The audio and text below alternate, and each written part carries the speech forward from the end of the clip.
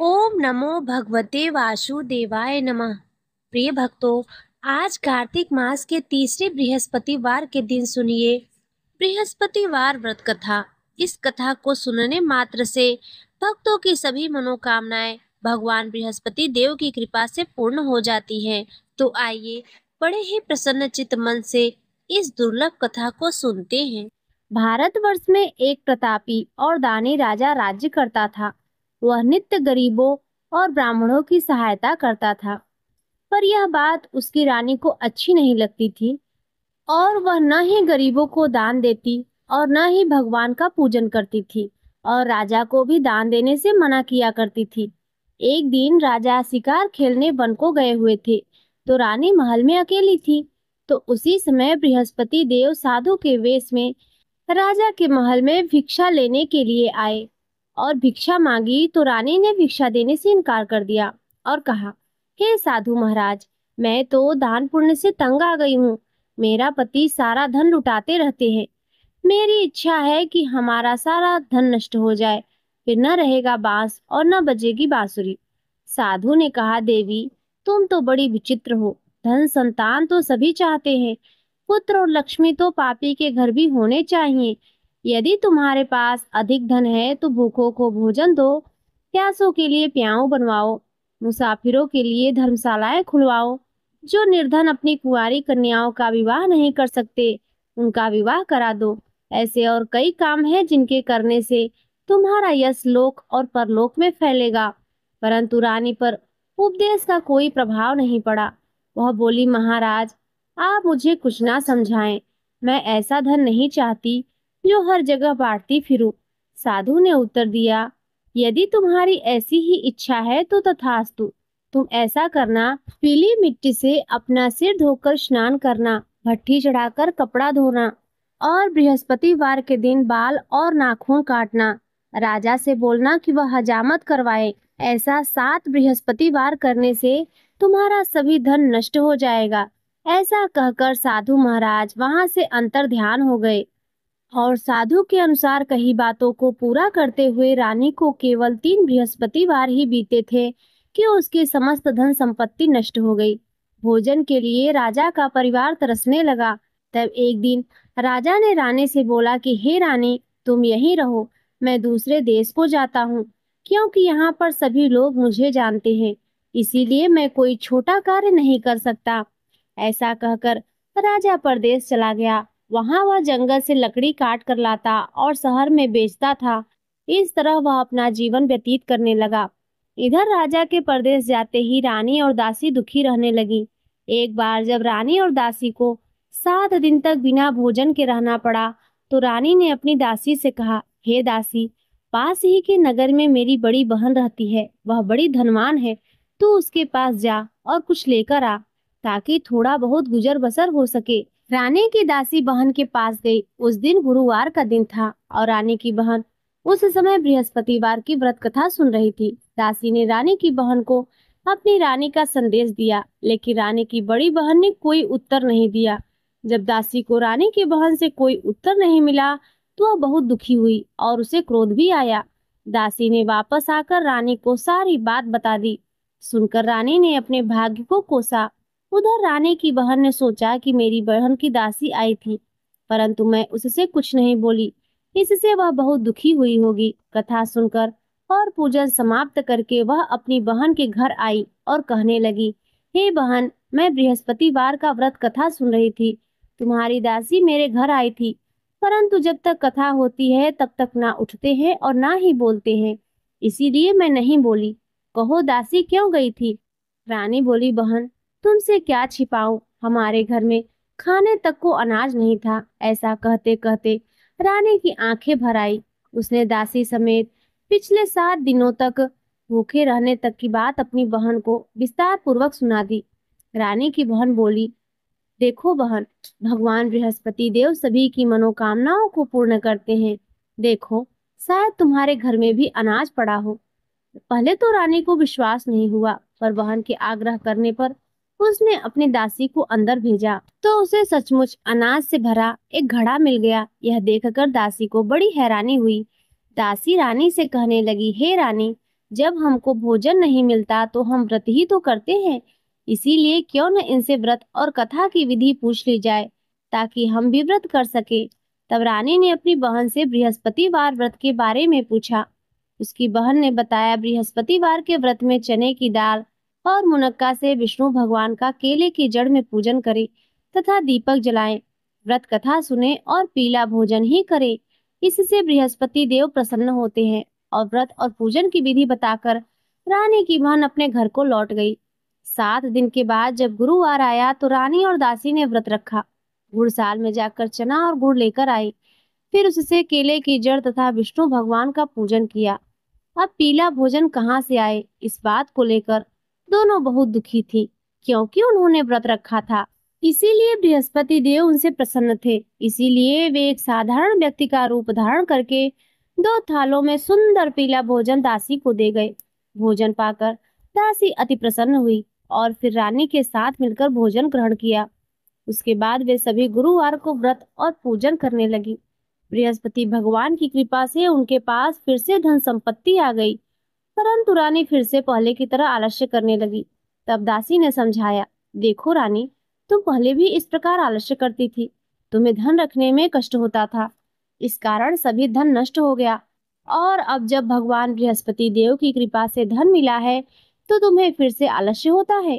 रानी को समझाते हुए दासी कहती है कि बड़ी मुसीबतों के बाद हमने यह धन पाया है, इसीलिए हमें दान पुण्य करना चाहिए, भूखे मनुष्यों को भोजन कराना चाहिए और धन को शुभ कार्यों में खर्च करना चाहिए, जिससे तुम्हारे कुल का यश बढ़ेगा, स्वर्ग की प्राप्ति होगी और पितृ प्रसन्न होंगे।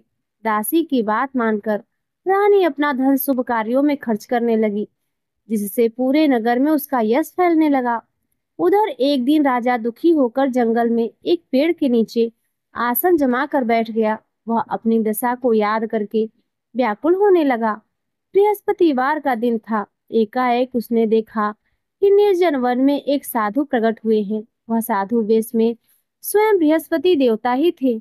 लकड़हारे के सामने आकर बोले, हे लकड़हारे, इस सुनसान जंगल में तू इतना चिंता मग्न क्यों बैठा है?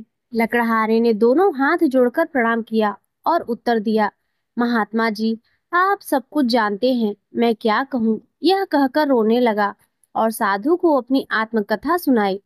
महात्मा जी ने कहा, तुम्हारी स्त्री ने बृहस्पतिवार के दिन बृहस्पति भगवान का निरादर किया है, जिसके कारण रुष्ट होकर उन्होंने तुम्हारी यह दशा कर दी है। अब तुम चिंता को दूर करके मेरे कहने पर चलो तो तुम्हारे सभी कष्ट दूर हो जाएंगे और भगवान पहले से भी अधिक संपत्ति तुम्हें देंगे। तुम बृहस्पतिवार के दिन कथा किया करो। 2 पैसे के चने मुनक्का लाकर उसका प्रसाद बनाओ और शुद्ध जल से लोटे में शक्कर मिलाकर अमृत तैयार करो। कथा के पश्चात अपने सारे परिवार और सुनने वाले प्रेमियों में अमृत व प्रसाद को बांटकर खुद भी ग्रहण करो। ऐसा करने से भगवान तुम्हारी सभी मनोकामनाएं पूरी करेंगे। साधु के ऐसे वचन सुनकर लकड़हारा बोला, हे प्रभु, मुझे लकड़ी बेचकर इतना पैसा नहीं मिलता जिससे भोजन के उपरांत कुछ बचा सकूं। मैंने रात्रि में अपनी स्त्री को व्याकुल देखा। मेरे पास कुछ भी नहीं जिससे मैं उसकी खबर मंगा सकूं, और फिर मैं बृहस्पति देव की क्या कथा सुनूं? मुझको तो कुछ भी नहीं मालूम है। साधु ने कहा, हे लकड़हारे, तुम किसी बात की चिंता मत करो। बृहस्पतिवार के दिन तुम रोजाना की तरह लकड़ियां लेकर शहर को जाओ। तुमको रोज से दुगना धन प्राप्त होगा, जिससे तुम भली भांति भोजन कर लोगे और बृहस्पति देव की पूजा का सामान भी आ जाएगा। बृहस्पति देव की कथा इस प्रकार है, सुनो। प्राचीन काल में एक ब्राह्मण रहता था। वह बहुत निर्धन था। उसकी कोई संतान नहीं थी। उसकी स्त्री बहुत मैली रहती थी।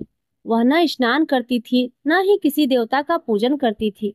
इससे ब्राह्मण देवता बड़े दुखी थे बेचारे। बहुत कुछ कहते थे, किंतु उसका कुछ परिणाम नहीं निकला। भगवान की कृपा से ब्राह्मण की स्त्री के यहाँ कन्या रूपी रत्न पैदा हुई। कन्या बड़ी होने पर प्रातः स्नान करके विष्णु भगवान का जाप और बृहस्पतिवार का व्रत करने लगी। अपने पूजन पाठ को समाप्त करके विद्यालय जाती तो अपने मुट्ठी में जौ भर के ले जाती और पाठशाला के मार्ग में डालती जाती। तब ये जौ स्वर्ण के हो जाते तो लौटते समय उनको बीनकर घर ले आती। एक दिन वह बालिका सूप में उस सोने के जौ को फटक कर साफ कर रही थी कि उसकी माता ने देख लिया और कहा, हे बेटी, सोने के जौ के लिए सोने का सूप भी होना चाहिए। दूसरे दिन बृहस्पतिवार था। इस कन्या ने व्रत रखा और बृहस्पति देव से प्रार्थना करके कहा, मैंने आपकी पूजा सच्चे मन से की है, तो मेरे लिए एक सोने का सूप दे दो। बृहस्पति देव ने उसकी प्रार्थना स्वीकार कर ली। रोजाना की तरह वह कन्या जौ फैलाती हुई जाने लगी। जब लौटकर जौ बीन रही थी तो बृहस्पति देव की कृपा से सोने का सूप मिला। उसे वह घर ले आई और उसमें जौ साफ करने लगी, परंतु उसकी माँ का वही ढंग रहा। एक दिन की बात है, वह कन्या सोने के सूप में जौ साफ कर रही थी कि उसी समय उस शहर का राजपुत्र वहां से होकर निकला। इस कन्या के रूप और कार्य को देखकर मोहित हो गया और अपने घर आकर भोजन और जल त्याग कर उदास होकर लेट गया। राजा को इस बात का पता लगा तो अपने प्रधानमंत्री के साथ उसके पास गए और बोले, हे बेटा, तुम्हें किस बात का कष्ट है? किसी ने तुम्हारा अपमान किया है अथवा और कोई कारण हो सो कहो। मैं वही कार्य करूंगा जिससे तुम्हें प्रसन्नता हो। अपने पिता की राजकुमार ने बातें सुनी। वह बोला, मुझे आपकी कृपा से किसी बात का दुख नहीं है। किसी ने मेरा अपमान नहीं किया है, परंतु मैं उस लड़की से विवाह करना चाहता हूँ जो सोने के सूप में जो साफ कर रही थी। यह सुनकर राजा आश्चर्य में पड़ गया और बोला, हे बेटा, इस तरह की कन्या का पता तुम ही लगाओ। मैं उसके साथ तुम्हारा विवाह अवश्य ही करवा दूंगा। राजकुमार ने उस लड़की के घर का पता बताया। तब मंत्री उस लड़की के घर गए और ब्राह्मण देवता को सभी हाल बताया। ब्राह्मण देवता राजकुमार के साथ अपनी कन्या का विवाह करने के लिए तैयार हो गए तथा विधि विधान के अनुसार ब्राह्मण की कन्या का विवाह राजकुमार के साथ हो गया। कन्या के घर से जाते ही पहले की भांति उस ब्राह्मण देवता के घर में गरीबी का निवास हो गया। अब भोजन के लिए अन्न भी बड़ी मुश्किल से मिलता था। एक दिन दुखी होकर ब्राह्मण देवता अपनी पुत्री के पास गए। बेटी ने पिता की दुखी अवस्था को देखा और अपनी माँ का हाल पूछा। तब ब्राह्मण ने भी सभी हाल कहा। कन्या ने बहुत सा धन देकर अपने पिता को विदा किया। इस तरह ब्राह्मण का कुछ समय सुखपूर्वक व्यतीत हुआ। कुछ दिन के बाद फिर वही हाल हो गया। ब्राह्मण फिर अपनी कन्या के यहाँ गया और सारा हाल कहा।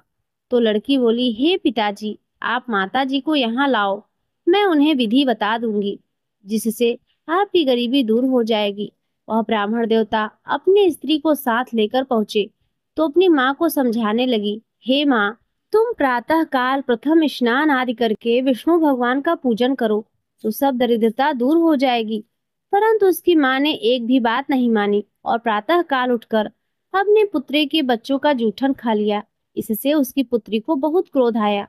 उसने एक रात को एक कोठरी से सारा सामान निकाल दिया और अपनी माँ को उसमें बंद कर दिया।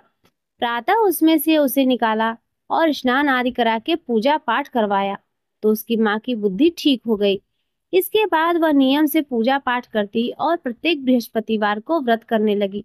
इस व्रत के प्रभाव से उसके माता और पिता बहुत धनवान और पुत्रवान हो गए और बृहस्पति देवता के प्रभाव से इस लोक के सुख को भोगकर अंत में स्वर्ग को प्राप्त हुए। इस तरह कथा कहकर साधु देवता वहां से अंतर्ध्यान हो गए।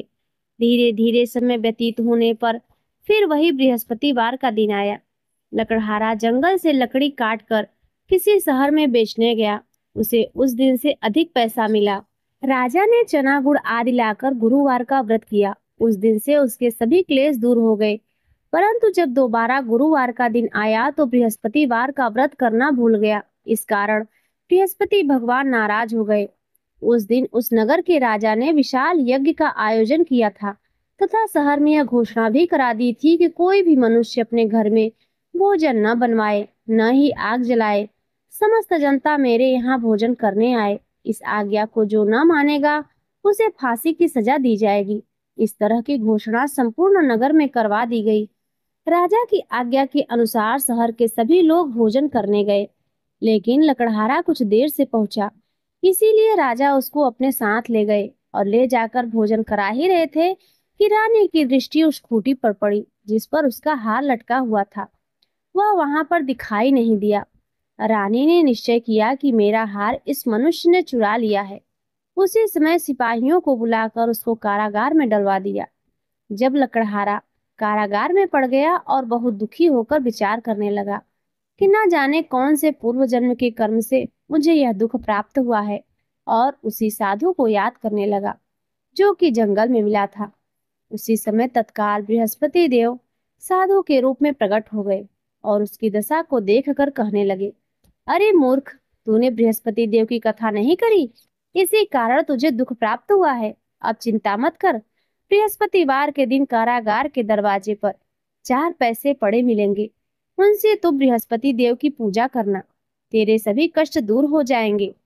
बृहस्पतिवार के दिन उसे 4 पैसे पड़े मिले। लकड़हारे ने कथा कही। उसी रात्रि को बृहस्पति देव ने उस नगर के राजा को स्वप्न में कहा, हे राजा, तुमने जिस आदमी को कारागार में बंद कर दिया है वह निर्दोष है, वह राजा है, उसे छोड़ देना। रानी का हार उसी खूंटी पर लटका है, अगर तू ऐसा नहीं करेगा तो मैं तेरे राज्य को नष्ट कर दूंगा। इस तरह रात्रि के स्वप्नों को देखकर राजा प्रातः काल उठा और खूंटी पर हार देखकर लकड़हारे को बुलाकर क्षमा मांगी और लकड़हारे को योग्य सुंदर वस्त्र आभूषण देकर विदा कर दिया। बृहस्पति देव की आज्ञा के अनुसार लकड़हारा अपने नगर को चल दिया। राजा जब अपने नगर के निकट पहुंचा तो उसे बड़ा ही आश्चर्य हुआ। नगर में पहले से भी अधिक बाग, तालाब, कुएं तथा बहुत सी धर्मशाला, मंदिर आदि बन गए थे। राजा ने पूछा, यह किसका बाग और धर्मशाला है? तब नगर के सभी लोग कहने लगे, यह सब रानी और बांदी के हैं। तो राजा को आश्चर्य हुआ और क्रोध भी आया। जब रानी ने यह खबर सुनी कि राजा आ रहे हैं तो उन्होंने दासी से कहा, हे दासी, देख, राजा हमको कितनी बुरी हालत में छोड़ गए थे। हमारी ऐसी हालत देखकर वह लौट न जाए, इसीलिए तू दरवाजे पर खड़ी हो जा। आज्ञा के अनुसार दासी दरवाजे पर खड़ी हो गई। राजा आए तो उन्हें अपने साथ लेकर आई। तब राजा ने क्रोध करके अपनी रानी से पूछा कि यह धन तुम्हें कैसे प्राप्त हुआ है? तब उन्होंने कहा, हमें यह सब धन बृहस्पति देव के इस व्रत के प्रभाव से प्राप्त हुआ है।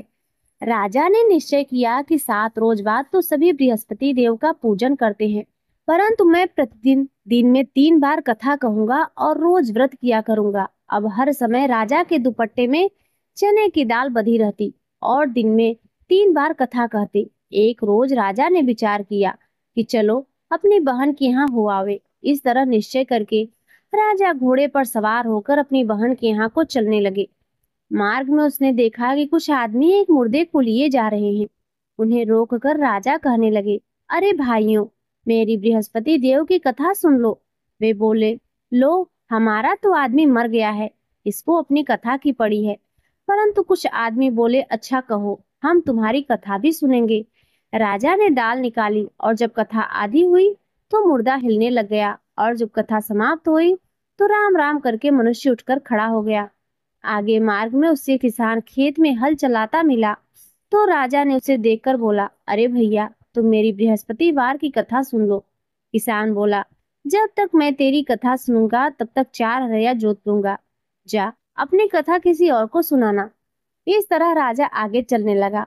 राजा के हटते ही बैल पछाड़ खाकर गिर गए और किसान के पेट में बड़ी जोर का दर्द होने लगा।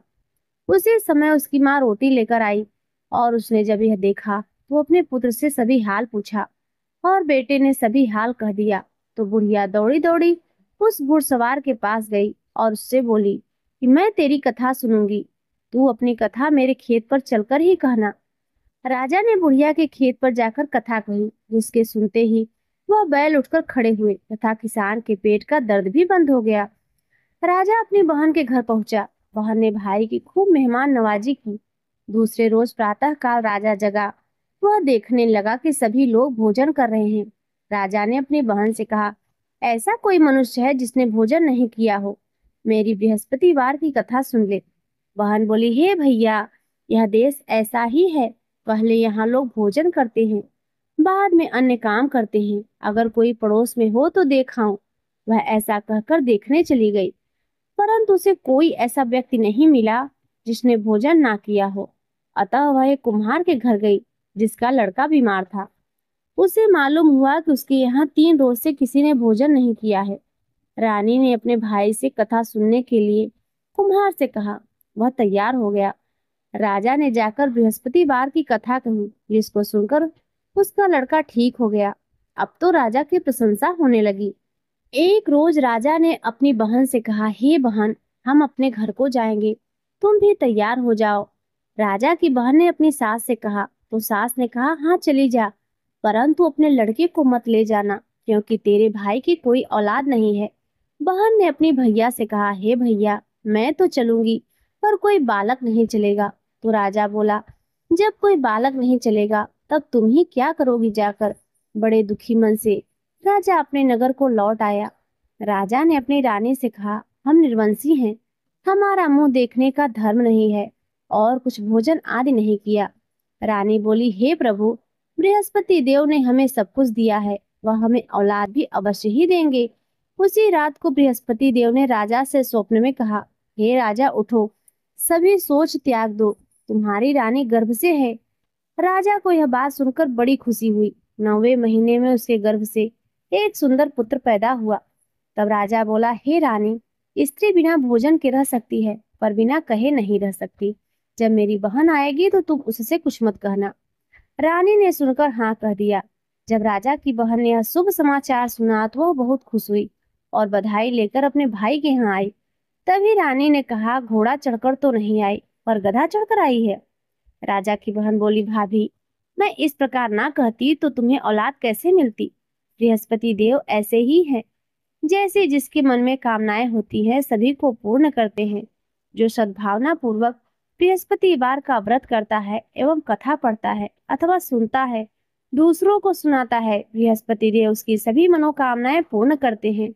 बृहस्पति देव उनकी सदैव रक्षा करते हैं जो संसार में सद्भावना और सच्चे हृदय से बृहस्पति देव का पूजन करते हैं। उनकी सभी मनोकामनाएं उसी प्रकार पूर्ण होती हैं जैसे राजा और रानी की हुई। सभी मनुष्य को हृदय से उनका मनन करते हुए जयकारा करना चाहिए।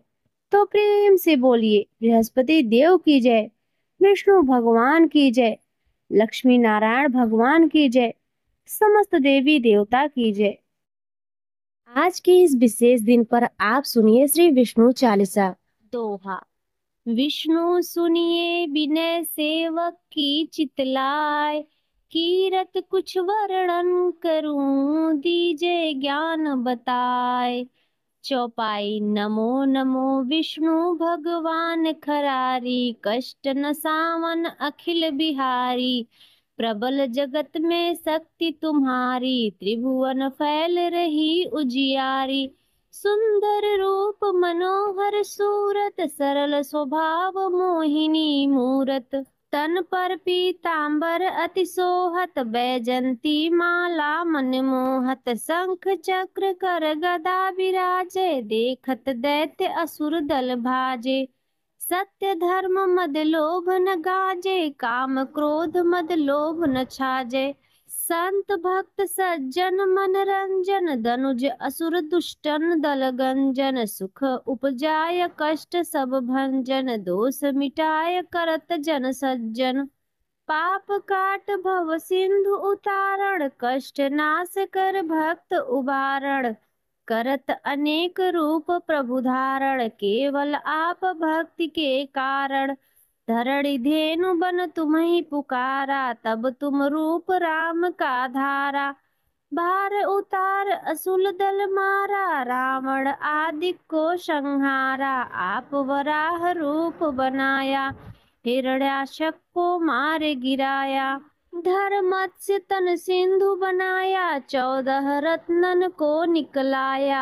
अमिलख असुरन द्वंद मचाया, रूप मोहिनी आप दिखाया। देवन को अमृत पान कराया, असुरन को छवि से बहलाया। कूर्म रूप धर सिंधु मझाया, मंद्राचल गिर तुरत उठाया। शंकर का तुम फंद छुड़ाया, भस्मासुर को रूप दिखाया। वेदन को जब असुर डुबाया, कर प्रबंध उन्हें ढूंढवाया। मोहित बन कर खलहि नचाया, उसही कर से भस्म कराया। असुर जलंधन अति बलदाई, शंकर से उनकी लड़ाई। हार पार शिव सकल बनाई, कीन सती से छल खल जाई। सुमिरन कीन तुम्हें शिवरानी, बतलाई सब विपत कहानी।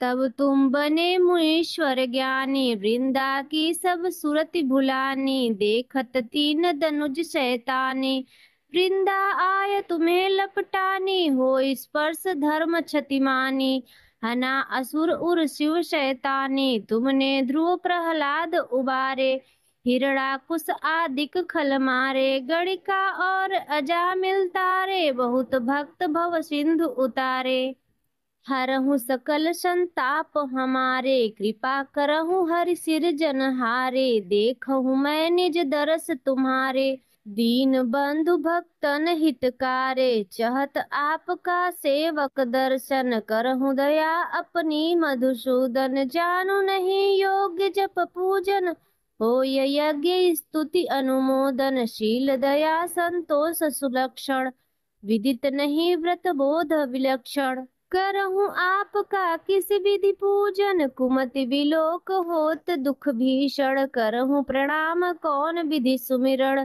कौन भांति मैं करहूँ समर्पण, सुर मुनि करत सदा सेवकाई, हर्षित रहत परम गति पाई, दीन दुखीन पर सदा सहाई, निज जन जान लेव अपनाई, पाप दोष संताप नशाओ, भव बंधन से मुक्त कराओ, सुख संपत्ति दे सुख उपजाओ, निज चरण का दास बनाओ, निगम सदा ये विनय सुनावे, पढ़े सुने जो जन सुख पावे।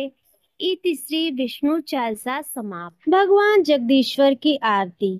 ओम जय जगदीश हरे, स्वामी जय जगदीश हरे, भक्त जनों के संकट, दास जनों के संकट, क्षण में दूर करे, ओम जय जगदीश हरे, जो ध्यावे फल पावे, दुख बिन से मन का, सुख संपत्ति घर आवे, सुख संपत्ति घर आवे, कष्ट मिटे तन का, ओम जय जगदीश हरे, मात पिता तुम मेरे, शरण गहूँ मैं किसकी, तुम बिन और न दूजा, प्रभु बिन और न दूजा, आस करूं जिसकी, ओम जय जगदीश हरे, तुम पूर्ण परमात्मा, तुम अंतर्यामी, पारे ब्रह्म परमेश्वर, पारे ब्रह्म परमेश्वर, तुम सबके स्वामी, ओम जय जगदीश हरे, तुम करुणा के सागर, तुम पालन करता, मैं मूर्ख खल कामी, मैं मूर्ख तुम स्वामी, कृपा करो भरता, ओम जय जगदीश हरे, तुम हो एक अगोचर, सबके प्राणपति, किस विधि मिलूं दया मैं, किस विधि मिलूं दया मैं, तुमको मैं कुमति, ओम जय जगदीश हरे, दीन बंधु दुख हरता, तुम ठाकुर मेरे, अपने हाथ उठाओ, अपनी शरण में बुलाओ, द्वार पड़ा तेरे, ओम जय जगदीश हरे, विषय विकार मिटाओ, पाप हरो देवा, श्रद्धा भक्ति बढ़ाओ, श्रद्धा भक्ति बढ़ाओ, संतन की सेवा, ओम जय जगदीश हरे, तन मन धन और संपत्ति, सब कुछ है तेरा, तेरा तुझको अर्पण, तेरा तुझको अर्पण, क्या लागे मेरा। ओम जय जगदीश हरे, जगदीश्वर जी की आरती जो कोई नर गावे। कहत शिवानंद स्वामी, कहत हरि हर स्वामी, मन वांछित फल पावे। ओम जय जगदीश हरे, ओम जय जगदीश हरे, स्वामी जय जगदीश हरे। भक्त जनों के संकट, दास जनों के संकट, क्षण में दूर करे। ओम जय जगदीश हरे। तो प्रेम से बोलिए लक्ष्मी नारायण भगवान की जय। तो प्रिय भक्तों, जाते जाते इस वीडियो को लाइक जरूर कीजिएगा और भगवान बृहस्पति देव की कृपा प्राप्त करने के लिए कमेंट में विष्णु भगवान का जयकारा अवश्य लगाइएगा।